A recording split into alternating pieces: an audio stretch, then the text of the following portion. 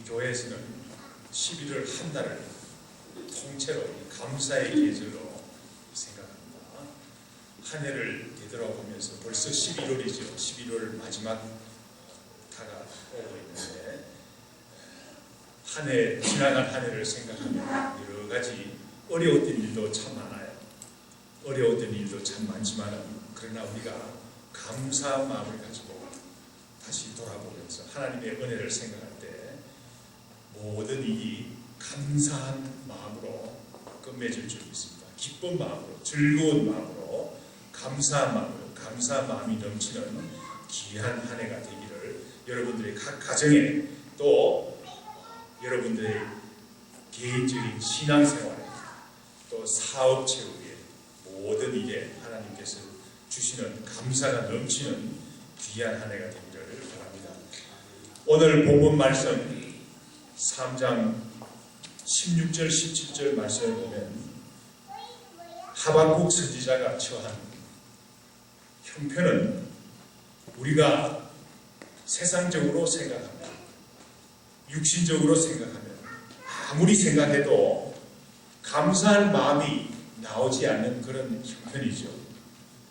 그렇지만은 본문 말씀 18절 말씀 하박국 선지자는 어떻게 고백합니까? 나는 여호와로 말미암아 즐거워한다 그랬습니다. 즐거워하며 나의 구원의 하나님으로 말미암아 기뻐하리로다. 이렇게 고백하는 것을 볼 수 있어요. 얼마나 귀한 고백인지 알 수 없어요.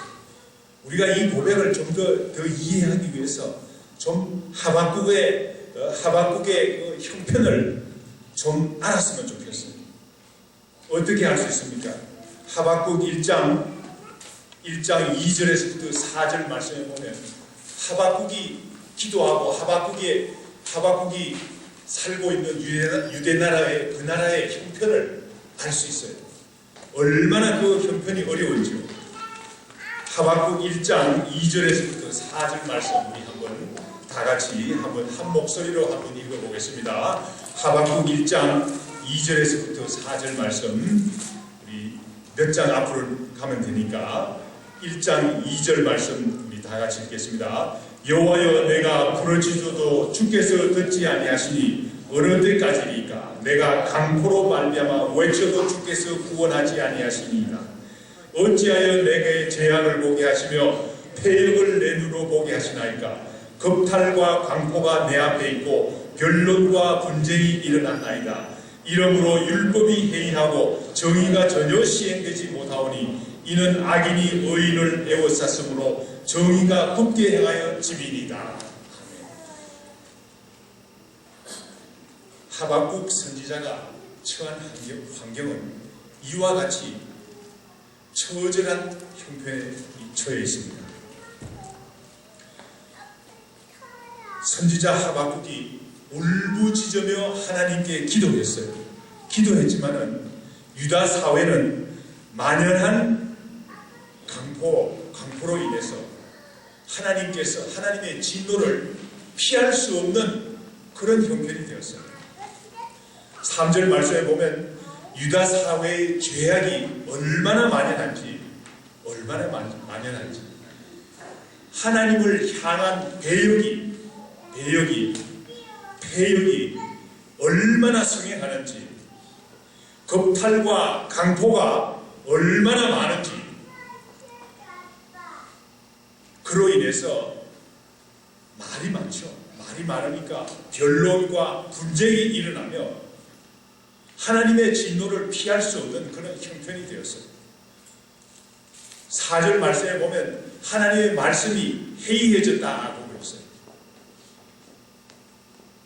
유대 나라는 하나님의 말씀으로 세워진 나라가 아닙니까?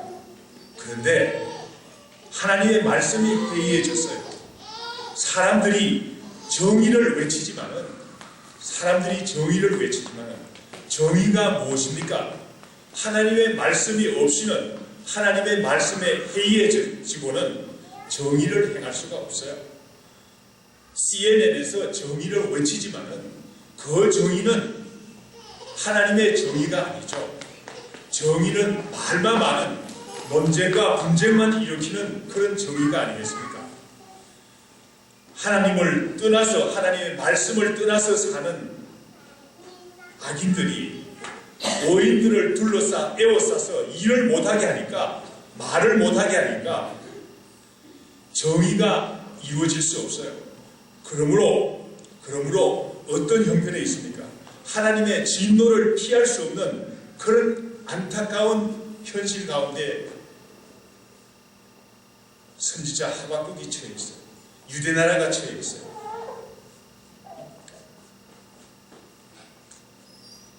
선지자 하박국을 더욱 놀라게 하는 일이 있었습니다. 그 놀라운 일은 무엇입니까? 1장 6절 말씀에 보면, 6절 말씀 우리 다 같이 한번 읽어보겠습니다. 보라, 내가 사납고 성급한 백성 그 땅이 넓은 곳으로 다니며 자기 소유가 아닌 거처를 점령하는 갈대아 사람을 일으켰나니. 하나님께서 유대 나라에 내릴 진노를 어떻게 이루시겠다고 하십니까? 사납고 성급한 백성, 뭐 거룩한 백성이 아니에요. 사납고 성급한 백성, 갈대아 사람, 바벨론 제국을 일으켜서 하나님께서 심판하시겠다는 거예요. 얼마나 안타까운 일입니까? 선지자 하박국은 그래도 하나님 어떻게 그럴 수가 있습니까? 그래도 그렇죠.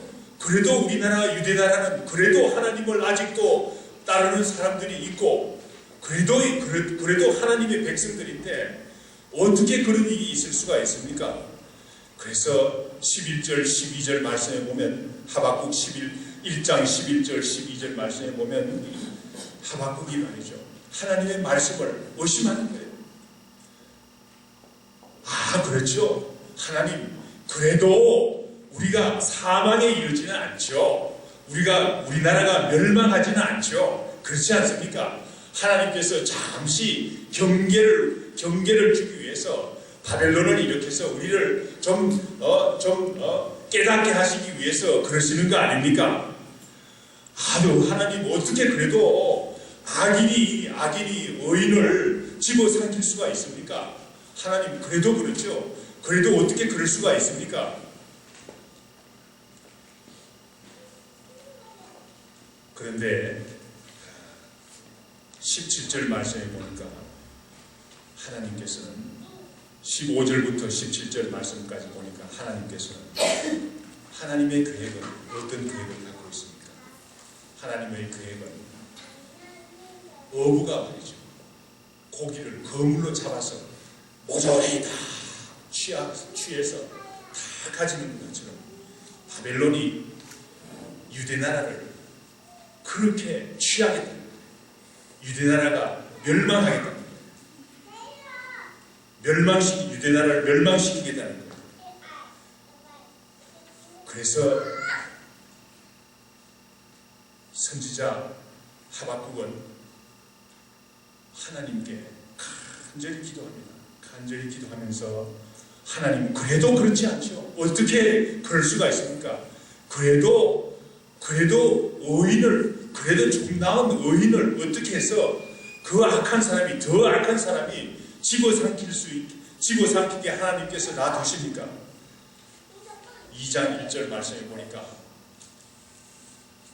하박국 선지자는 하나님의 대답을 기다리고 있는 거예요. 파수꾼이 눈이 뚫어지도록 아침을 기다리는 바와 같이 하나님의 최종적인 답변을 기다리고 있는 거예요. 그런데 하박국 2장 4절 말씀 우리 다 같이 한번 읽어보겠습니다. 하박국 2장 4절 말씀. 보라, 그의 마음은 교만하며 그 속에 정직하지 못하나 의인은 그의 믿음으로 말미암아 살리라. 하나님께서 정직하지 못한 사람들, 정직하지 못한 유대나라 사람들은 교만하기 때문에 결국 멸망할 수밖에 없다는 사실을 증거하고 있어요. 그렇지만은 의인은 그 믿음으로 말미암아 살리라 라고 하나님께서 하박국 선지자에게 대답을 주십니다. 하박국 선지자는 하나님의 뜻을 깨닫기 위해서 기도합니다. 오늘 하박국 3장 전 3장이 하박국의 특별한 기도입니다. 오늘 우리가 읽은 본문 말씀 3장 16절에서부터 19절 말씀은 하박국 선지자의 기도의 결론이에요. 마지막으로 깨달은 바가 그 말씀인 것을 알 수 있어요. 어떤 기도입니까? 3장 1절 말씀 우리 다 같이 읽어보겠습니다. 하박국 3장 1절 말씀. 시기 오롯에 맞춘 선지자 하박국의 기도라. 3장 2절 말씀부터 하나님께 기도드리는 그 말씀이에요. 기도의 결론이 오늘 본문 말씀이에요. 어떤 기도입니까? 시기 오롯. 그 시기 오롯, 그게 무슨 말입니까? 제가 연구를 해보니까 그 히브리 말로 보니까 시기 오롯이라는 말은 통회의 시라는 그런 말이에요.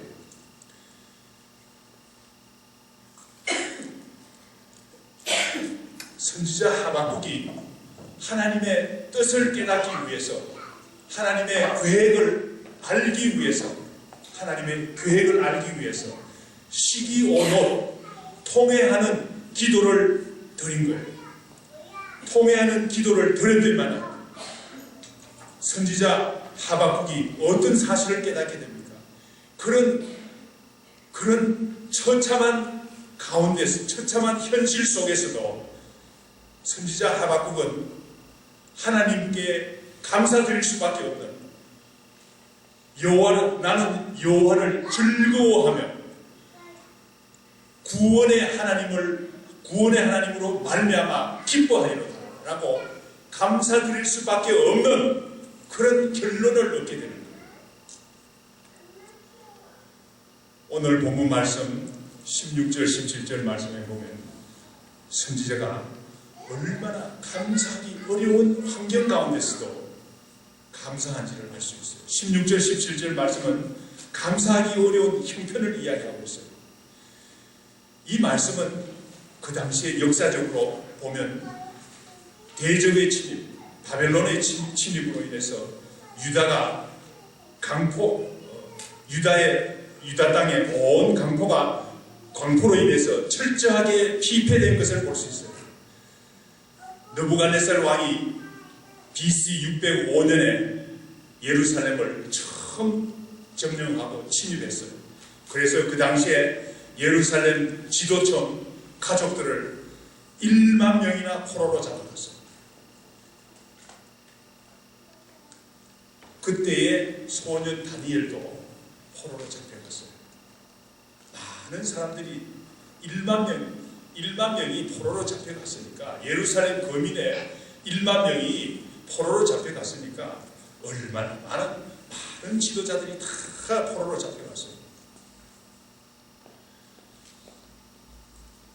16절 말씀을 보면 선지자가 국가적으로 당한 혼란의 소속에 그 창자가 흔들린다고 했어요. 창자가 왜 흔들립니까? 너무나 처참한, 많은 사람들이 처참하게 죽임을 당했어요. 처참하게 죽임을 당하고 창자가 흔들리는 그런 아픔을 경험했어요. 그의 목소리라는 것은 16절 말씀에 그의 목소리라는 것은 하나님의 목소리, 하나님께서 내가 이렇게 심판하겠다, 하나님의 목소리를 듣고는 말이죠.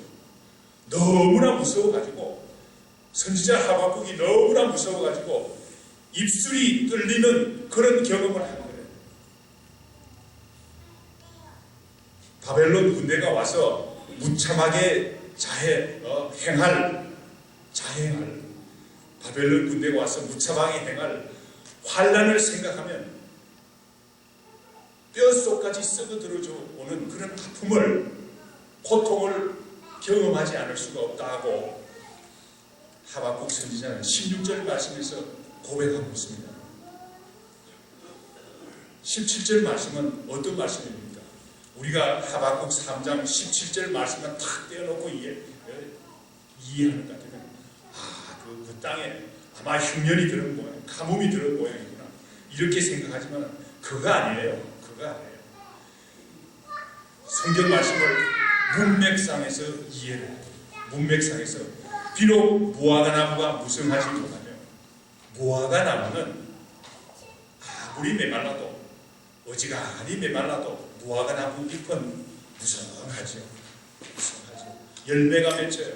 메말라도 열매가 맺히는 것이 무화과 나무가 아닙니까? 그런데 무화과 나무가 잎도 없어요. 무성하지 못해요.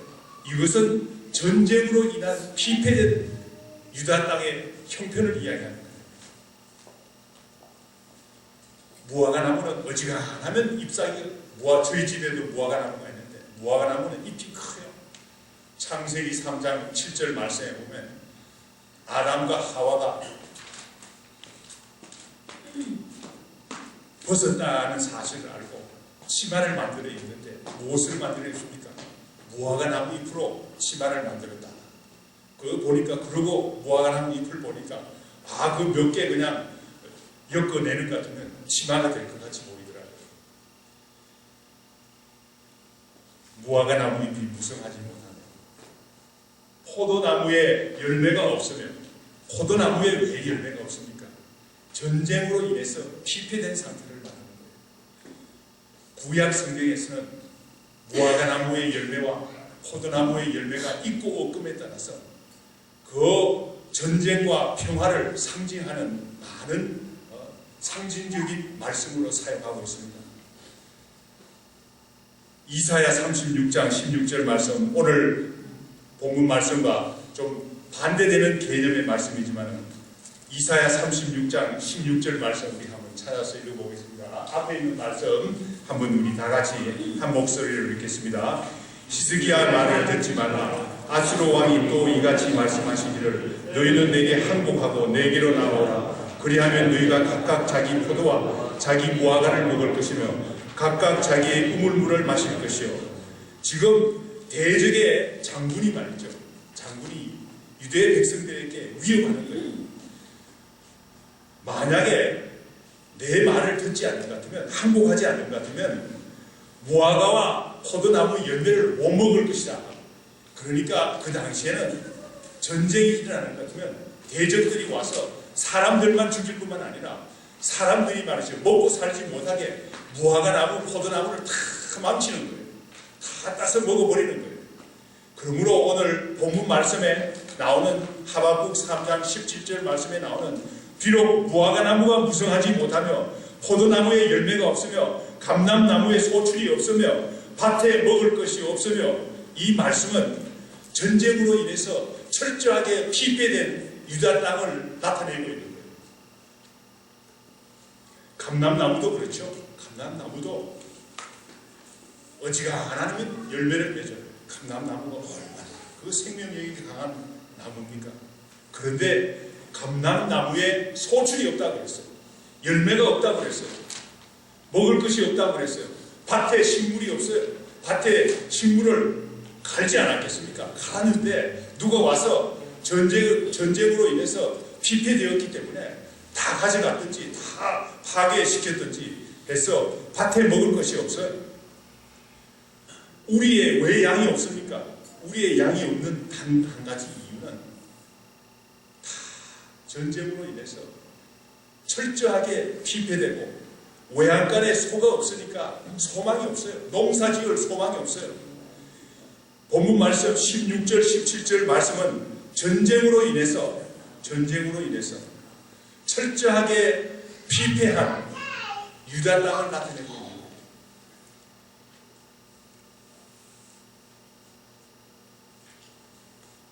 그런데도 불구하고 오늘 본문 말씀 하박국 3장 18절 말씀 우리 한 목소리로 우리 다 같이 읽어보겠습니다. 나는 여호와로 말미암아 즐거워하며 나의 구원의 하나님으로 말미암아 기뻐하리로다. 하박국 선지자는 어떻게 고백합니까? 이러한 뼛속까지 통증을 느끼는 그런 아픔 가운데서도 소망이 없어 농사가 없고 모든 가축들이 다 없어진 그런 소망이 없는 그런 가운데서도 하박국 선지자는 나는 여호와로 말미암아 즐거워하며 나의 구원의 하나님으로 인하여 기뻐하리로다 라고 신앙 고백하는 것을 볼 수 있어요. 어떻게 이렇게 고백할 수 있습니까? 현실적으로는 대적이 침입해서 너무나 참혹한 일들이 많은데 두렵고 떨리는 현실이지만 그러나 하박국 선지자는 알게 됩니다. 어떻게 알게 됩니까? 진정한 구원은 하나님께 있다는 사실을 깨달을 수 있게 됩니다. 우리 성경 말씀에 보면 나는 여호와로 말미암아 즐거워하며 나의 구원의 하나님으로 말미암아 이렇게 되어 있는데 그 옆에 있는 영어 성경을 보는 것 같으면 I will rejoice in the Lord.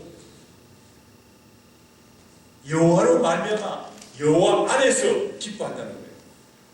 I will be joyful in God. I will be joyful in God. 하나님 안에서 내가 기뻐한다. 아무리 우리의 삶이 어렵고 처절하지만 하나님 안에서 우리가 살 때, 여호와 하나님 안에서 살 때에 우리가 즐거워하고 기뻐할 수 있다고 하박국 선지자는 고백하고 있는 거예요. 어려울 때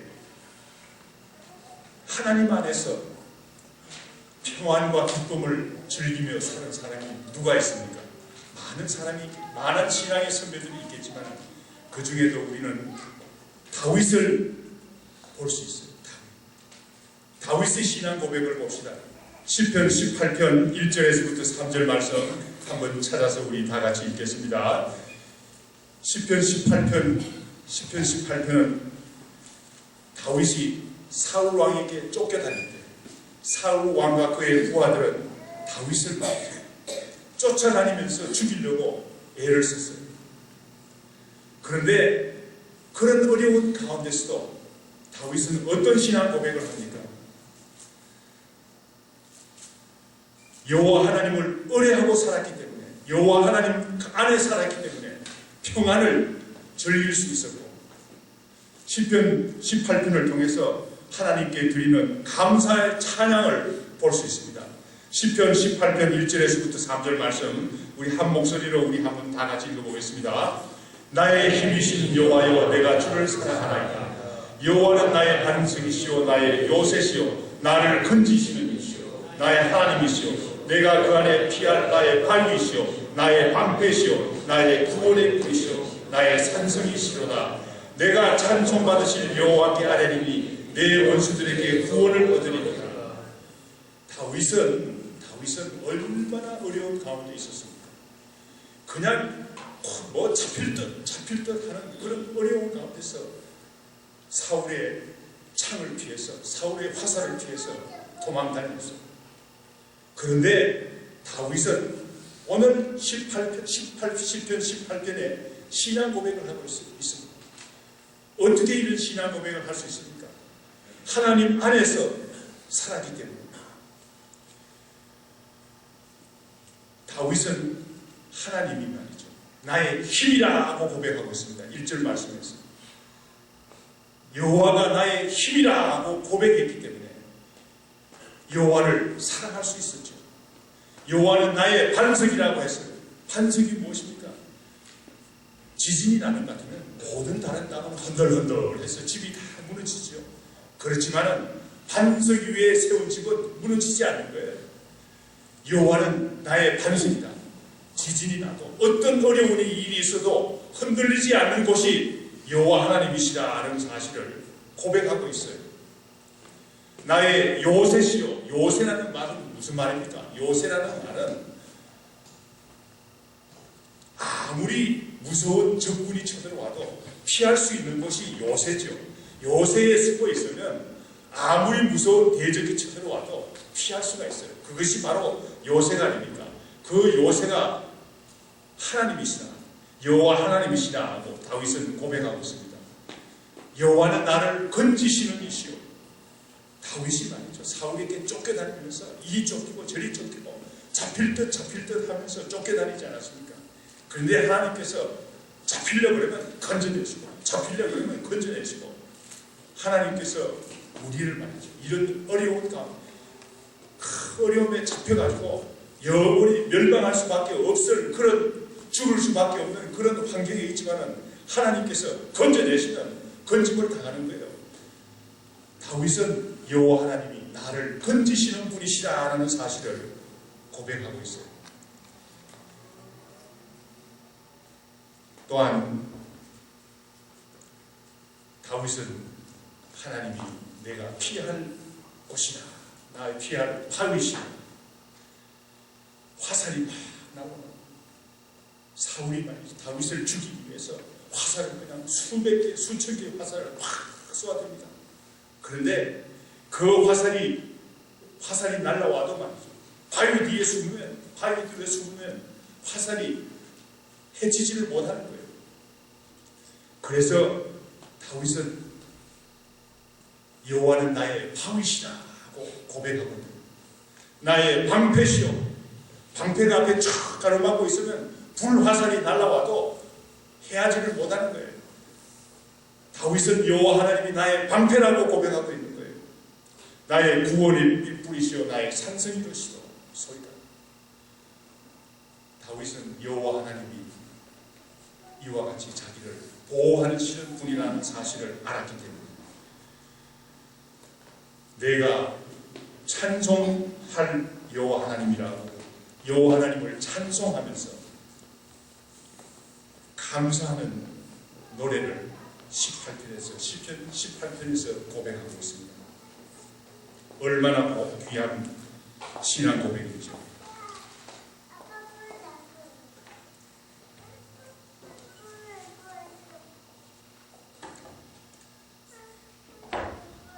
선지자 하박국도 같은 고백을 하고 있습니다.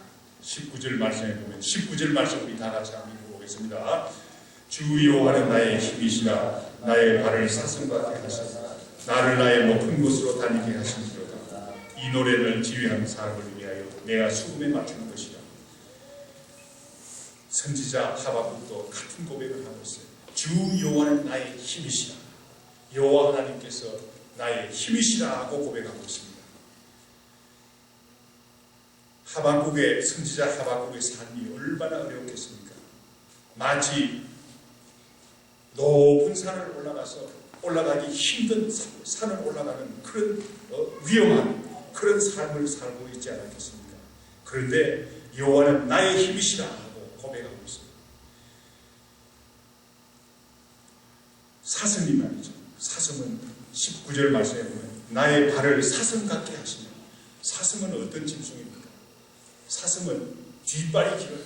뒷발에 힘이 세요.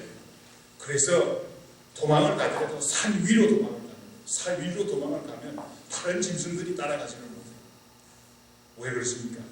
뒷발이 길기 때문에 하나님께서 뒷발을 튼튼하게 하시고 뒷발을 길게 해주셨기 때문에 하나님께서 그렇게 만들었기 때문에 사슴은 높은 곳을 산 꼭대기라도 쉽게 올라갈 수가 있어요. 선지자 하박국은 같은 내용으로 하나님께서 우리를 죽이실 것 같지만 그러나 하나님께서는 나의 힘이 되시기 때문에 사슴을 뒷발을 길게 하셔서